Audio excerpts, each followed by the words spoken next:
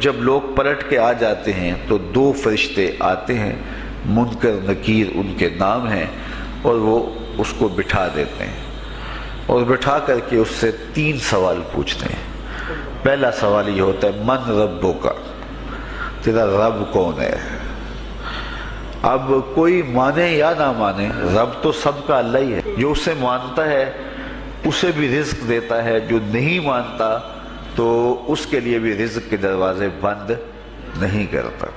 حضرت ابراہیم علیہ السلام کی عادت یہ تھی کہ جب تک کوئی مہمان نہیں آ جاتا تھا اتنی دیر تک کھانا نہیں کھاتے تھے۔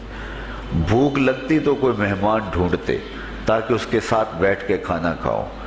کھانا جتنا بھی مرغن اور جتنا بھی جو ہے وہ پرتکلف کیوں نہ ہو، اگر مہمان کے ساتھ کھایا جائے گا تو اس کا قیامت کے دن کوئی حساب نہیں ہوگا۔ تو مہمان کے ساتھ وہ کھانا کھایا کرتے تھے۔ مہمان اللہ کی رحمت ہوتا ہے۔ اچھا، وہ ایک دن مہمان ڈھونڈنے نکلے تو ایک بوڑھا شخص ملا تو اسے اپنے ساتھ گھر میں لے آئے، بٹھایا دسترخوان پہ۔ جب کھانے کا وقت آیا تو کہا کہ اللہ کے نام سے شروع کرو۔ اس نے کہا میں تو اللہ کا نام نہیں لوں گا، میں تو بتوں کا پجاری ہوں، بتوں کو پوجنے والا ہوں۔ حضرت ابراہیم علیہ السلام نے کہا کہ تیرے ساتھ میرا تعلق کوئی کاروباری، کوئی ذاتی، کوئی اور تو ہے نہیں، میں رب کے لیے ہی تو تجھے کھلا رہا ہوں، اور اگر تو رب کا نام ہی نہیں لے گا تو پھر میرا تیرا رشتہ کیا باقی بچتا ہے؟ اس نے کہا میں چند لقموں کے لیے اپنے بتوں سے بے وفائی نہیں کر سکتا۔ وہ غالب نے کہا تھا نا کہ وفاداری بشرط استواری اصل ایمان ہے، مرے بت خانے میں تو کعبے میں گاڑو برہمن کو۔ اس نے اپنے انداز میں ایک بات کی تھی کہ وفاداری بڑی چیز ہوتی ہے، تو اس نے بتوں سے وفاداری کا بھرم رکھا۔ اس نے کہا کہ میں چند لقموں کے لیے جو ہے وہ تیرے رب کا نام لوں اور اپنے معبودان کا نام چھوڑ دوں، یہ نہیں ہو سکتا۔ آج تو لوگ چائے کی پیالی پہ دین بیچ رہے ہیں، کیا آج ممبر و محراب فروخت نہیں ہو رہے؟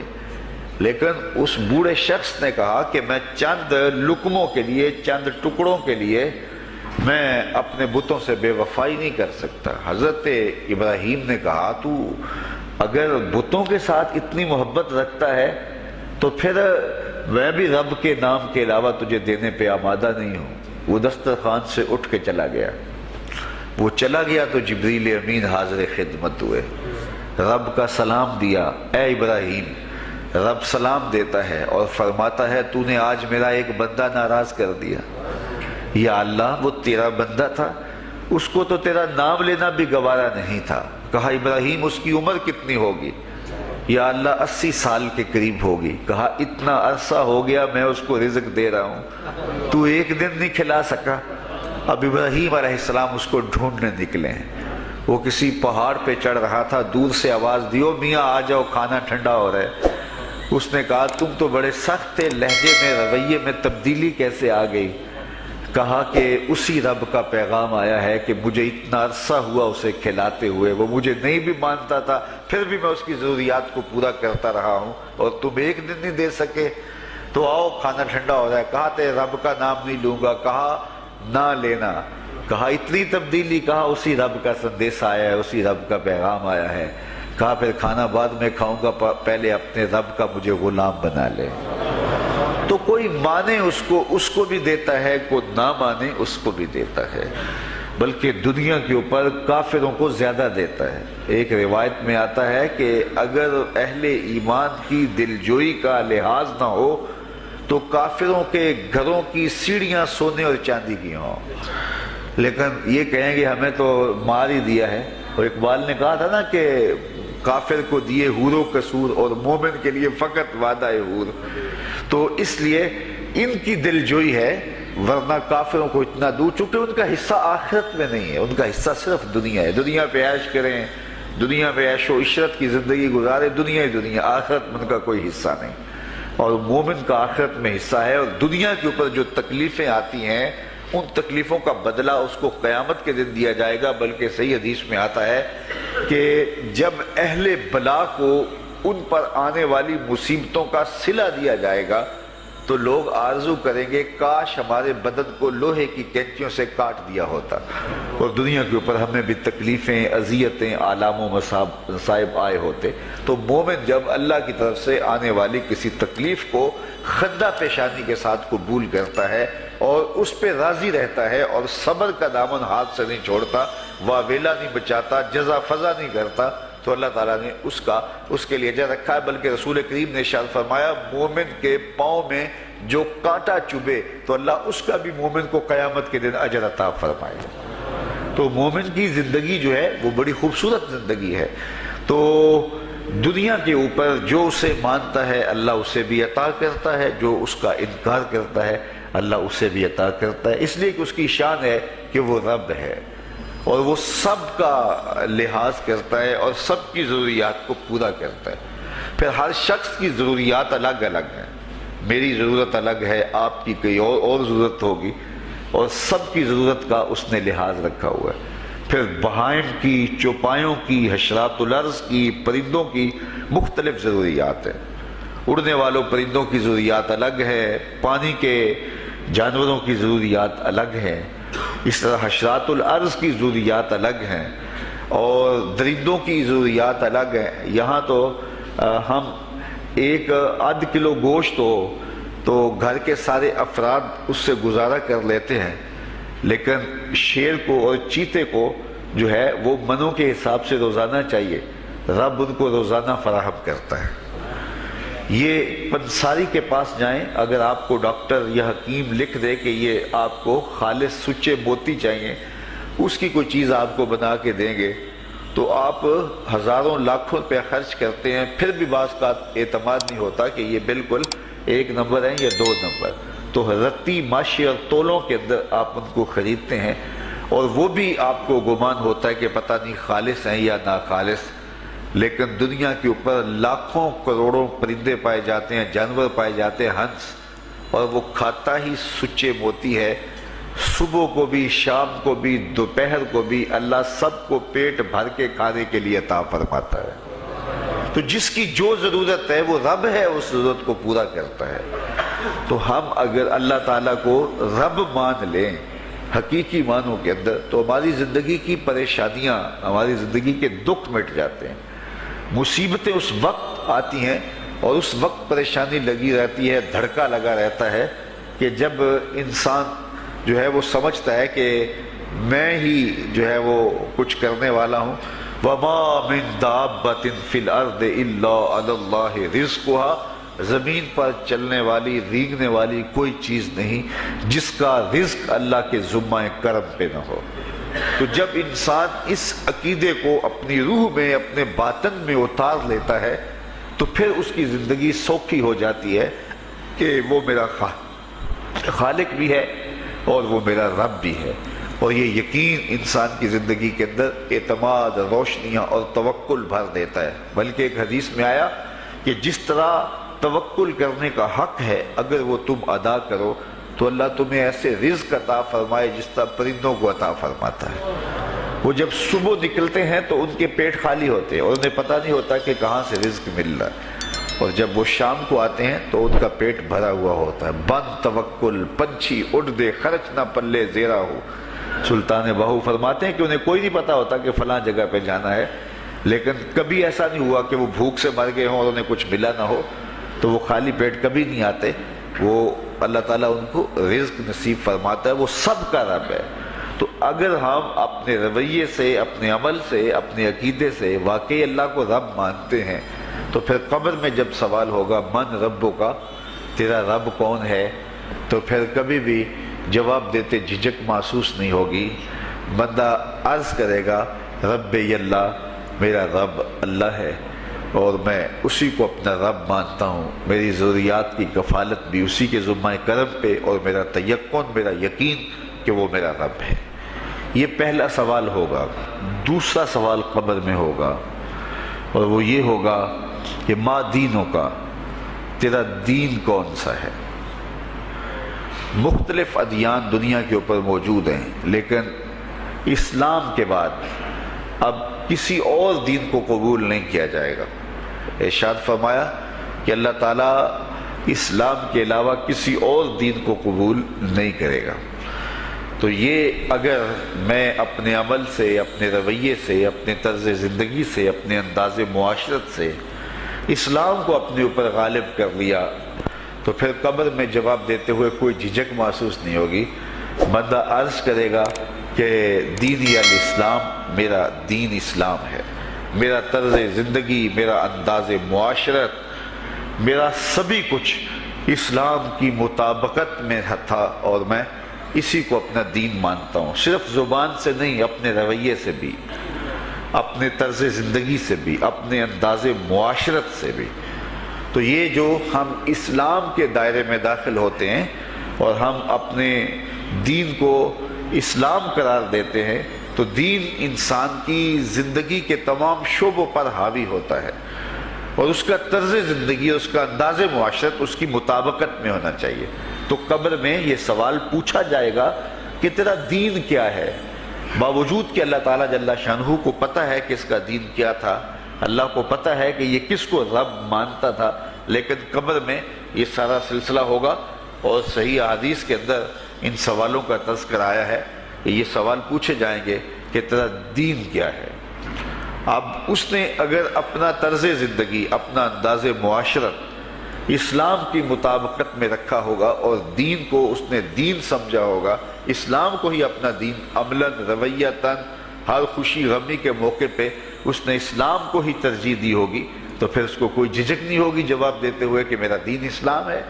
میرے شب و روز، میری زندگی کے نشیب و فراز، میری زندگی کی ہر گوشہ جو ہے وہ اسلام کی مطابقت میں گزرتا تھا، تو پھر وہ سیدھا سیدھا جواب دے گا دینی الاسلام۔ اس لیے ہمیں اس سوال کی تیاری بھی کرنی چاہیے کہ ہماری نجی زندگی ہو یا ہماری اجتماعی زندگی ہو، ہماری گھریلو زندگی ہو یا ہماری معاشرتی زندگی ہو، ہماری ذاتی زندگی ہو یا ہماری سیاسی زندگی ہو، ہماری جس طرح کی بھی زندگی کے جو بھی شعبہ جات ہیں سب میں ہم دین کو غالب کریں۔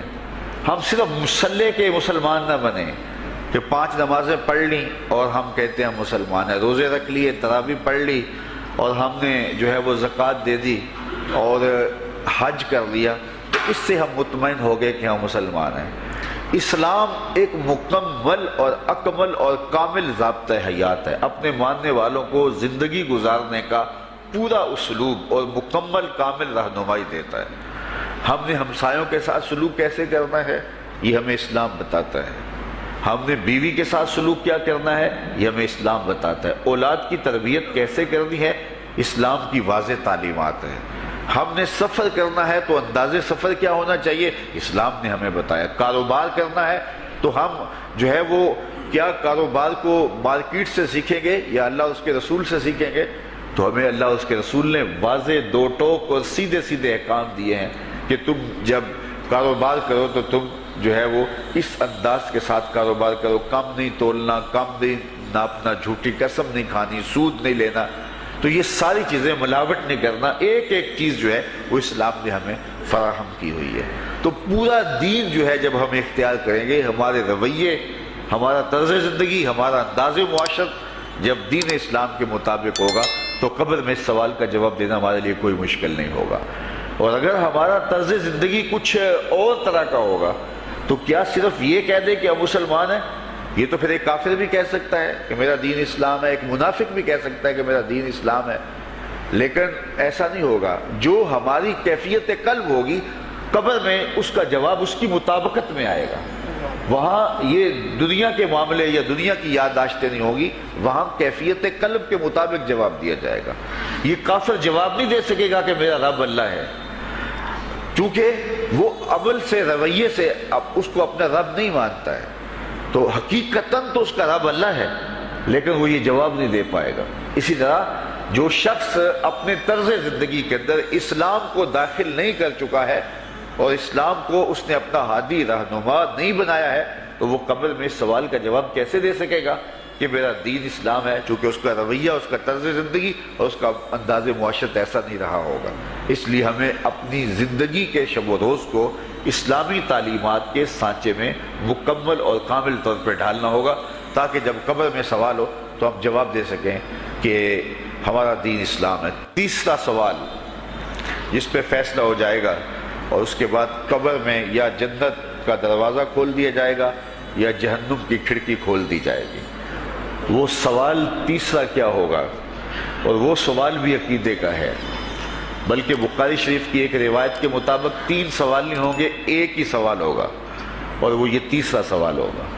فرشتے پھر پوچھیں گے حضور علیہ الصلوۃ والسلام کے روضہ دور سے اور قبر کے درمیان سے پردے ہٹا دیے جائیں گے، اور رسول کریم صلی اللہ علیہ وسلم سامنے ہوں گے، اور فرشتہ حضور کی طرف اشارہ کر کے کہے گا ما کنت تقول فی ھذا الرجل، ان کے بارے میں زندگی میں کیا کہا کرتا تھا۔ یہاں یہ نہیں ہے کہ تو نے کیا کہا تھا یا اب کیا کہتا ہے۔ جب مضارع کے اوپر کانا یا جو ہے وہ کانا کے مشتقات داخل ہوں تو پھر وہ ماضی استمراری کا جو ہے وہ معنی دیتا ہے۔ تو ما کنت تقول کا معنی یہ ہے کہ تو کیا کہا کرتا تھا، تیرا لہجہ کیا تھا، تیری زبان کیا تھی، ان کے بارے میں تیری رائے کیا تھی، تو کیا بولا کرتا تھا، کیا کہا کرتا تھا۔ تو یہ حضور علیہ الصلوۃ والسلام سامنے ہوں گے اور یہ سوال پوچھا جائے گا۔ اب ابو جہل سے پوچھا جائے گا ما کنت تقول فی ھذا الرجل، تو وہ کہے گا ہے ہاتھ لا ادری، ہائے افسوس میں نہیں جانتا یہ ہیں کون۔ ابو لہب سے پوچھا جائے گا، وہ کہے گا ہے ہاتھ لا ادری، ہائے افسوس میں نہیں جانتا یہ کون ہے۔ اچھا جانتا نہیں تو پتھر کس کو مارتا تھا، جانتا نہیں تو گڑے کس کی راہوں میں کھدواتا تھا، جانتا نہیں تو اوجریاں کس کے اوپر ڈلوایا کرتا تھا۔ آنکھیں پھاڑ پھاڑ کے تو ساری زندگی دیکھتا رہا، لیکن آج ابو جہل قبر میں اترا، حضور کی صورت نورانی سامنے ہے، اور پوچھا گیا کہ یہ کون ہے، یہ نورانی چہرے والے کون ہیں؟ تو ابو جہل کہتا ہے ہائے افسوس میں نہیں جانتا یہ کون ہے۔ اچھا جانتا نہیں تو پھر پتھر کس کو مارتا تھا؟ اللہ اکبر۔ اور 14 صدیاں گزرنے کے بعد ایک مومن لحد میں اترتا ہے اور پردے ہٹا دیے جاتے ہیں، اور منکر نکیر سوال کرتے ہیں عامر چیمہ بتا یہ کون ہے؟ وہ کہتا ہے پیچھے ہٹو، پہلے پائے ناز کو بوسہ تو کر لینے دو، میں تو مر کے پہنچا ہوں یہاں اس دل ربا کے واسطے، یہ تو میرے بخت جاگے کہ وہ میری قبر میں آئے۔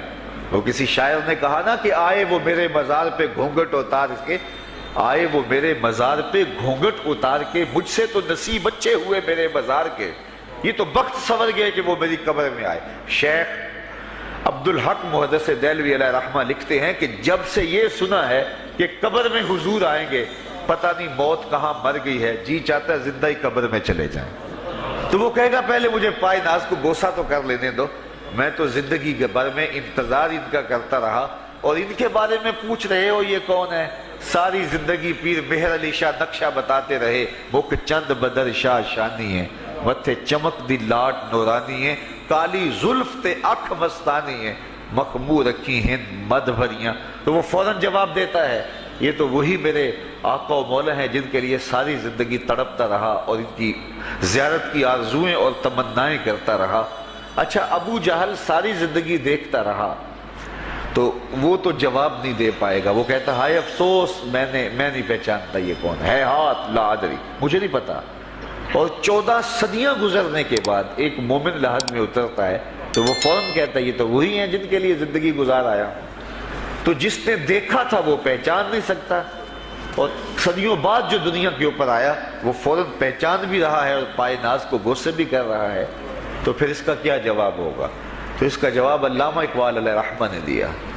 وہ کہتے ہیں قبر میں یہ جو آنکھیں ہیں ان میں تو مٹی پڑی ہوگی، یہ تو بند ہوگی، دل کی آنکھیں کھلی ہوں گی۔ ابو جہل نے ان آنکھوں سے دیکھا تھا، یہ آنکھیں تو اب کھلی نہیں ہیں، تو ان سے وہ کیسے پہچانے گا؟ اور دل کی آنکھوں نے حضور کو دیکھا ہی نہیں تھا۔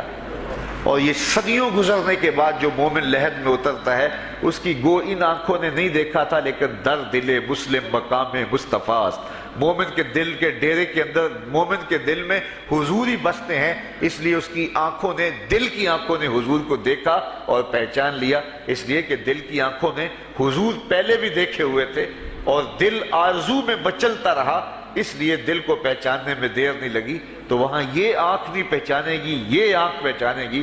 اس لیے اقبال نے دوسرے مقام پہ کہا دل بینا بھی کر طلب خدا سے کہ آنکھ کا نور دل کا نور نہیں۔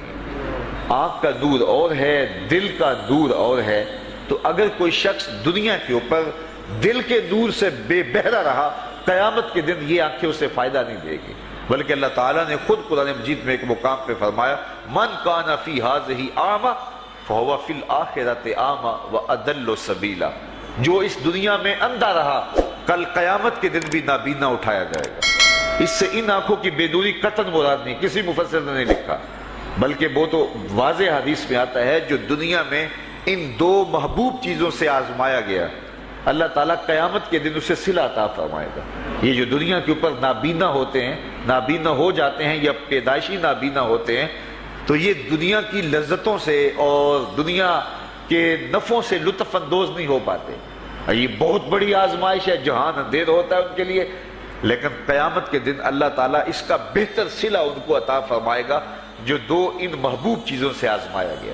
تو اگر وہ دنیا پہ اندھا تھا اور حقیقی طور پہ، اور قیامت کے دن بھی اندھا اٹھایا جائے گا، یہ تو پھر مناسب نہیں ہوگا۔ تو یہ جو قرآن نے کہا جو دنیا میں اندھا رہا وہ قیامت میں بھی اندھا اٹھایا جائے گا، تو اس سے ان آنکھوں کی بے نوری قطعاً مراد نہیں ہے، اس سے دل کی بے نوری مراد ہے۔ تو دل اگر بینا ہوا، دل اگر روشن ہوا، تو پھر قبر کے اندر بھی دل دے دیوے دی روشنائی جاوے وچ زمینہ، تو پھر وہ معرفت رسول کا سبب ہوگا دل کا اجالا، اور پھر حشر کے اندر بھی جو ہے وہ دل کی آنکھیں روشن ہوں گی۔ تو جس نے اپنے قلب کو نور معرفت سے، نور ایمان سے اور نور محبت سے منور نہیں کیا ہے، تو وہ قبر کے اندر، حشر کے اندر نابینا ہی اٹھایا جائے گا، اور یہ قرآن کی صریح نص ہے۔ تو اب ابو جہل نے ان آنکھوں سے دیکھا ہے، لیکن جب سوال ہوتا ہے بتاؤ یہ کون ہے، تو وہ کہتے ہیں ہے ہاتھ لا ادری، افسوس میں نہیں جانتا۔ اور صدیاں گزرنے کے بعد ایک مومن لحد میں اترتا ہے، ظاہری ملاقات بھی نہیں ہے، جب اس سے پوچھا جاتا ہے یہ کون ہے، تو وہ کہتا ہوا محمد صلی اللہ علیہ وسلم۔ یہ تو وہی آقا ہیں جن کے لیے ساری زندگی، جن کے تذکروں کی خوشبو سونگھتا رہا ہوں، تو مجھے تو جو ہے وہ ان کے پائے ناز کو بوسہ کر لینے دو۔ تو بتاؤ اس کے دل کی آنکھوں نے حضور کی معرفت حاصل کی اور حضور کو پہچان لیا، تو دل بینا بھی کر طلب خدا سے کہ آنکھ کا نور دل کا نور نہیں۔ تو حضور علیہ السلام کے حوالے سے جب سوال ہوگا، اگر اس سوال کا جواب نہیں آیا تو پھر جہنم کی کھڑکی کھول دی جائے گی، اور اگر اس سوال کا جواب آیا تو پھر جنت کے دروازے کشادہ کر دیے جائیں گے، اور جنت کی ٹھنڈی ہوائیں اس کی قبر میں آ جائیں گی۔ بلکہ حدیث میں آتا ہے، اسے کہا جائے گا کہ نم کنومت العروس، ایسے سو جا جس طرح دلہن سوتی ہے۔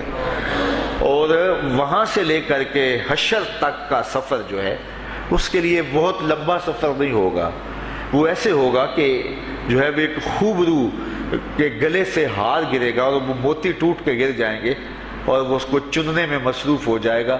ابھی سارے موتی چن نہیں پائے گا کہ قیامت آ جائے گی۔ یہ مومن کے لیے اللہ نے آسانی رکھی، 50,000 سال کا دن ہوگا یوم محشر، لیکن جو مومن ہوگا اس کے لیے حشر کا اتنا بڑا دن ایسے ہوگا جتنا عصر کا وقت ہوتا ہے، تو اتنے تھوڑے وقت میں اس کے لیے گزر جائے گا۔